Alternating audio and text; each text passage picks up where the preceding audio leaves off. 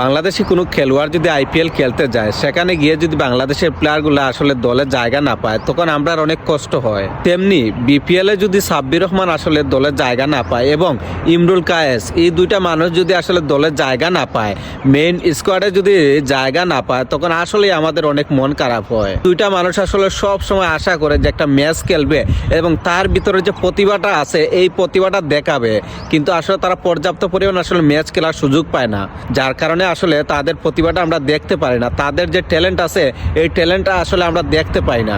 দিনের পর দিন আসলে তাদেরকে ন্যাশনাল টিমের বাইরে রাখা হয়েছে, যে কোনো কারণে তাদেরকে আসলে ন্যাশনাল টিমের বাইরে রাখা হয়েছে এবং বিপিএলও আসলে ঠিকঠাক মতো তারা সুযোগ পায় না। আসলে এই মানুষগুলো কিভাবে কামব্যাক করবে? এই মানুষগুলো আসলে কামব্যাক করার কোনো সুযোগই নাই, কারণ সব সুযোগ বন্ধ করে দিয়েছে। গদা খালেদ মাহমুদ সুজন, সেও কিন্তু সাব্বির রহমানকে প্রথমে 3-4টা ম্যাচে আসলে খেলায়নি।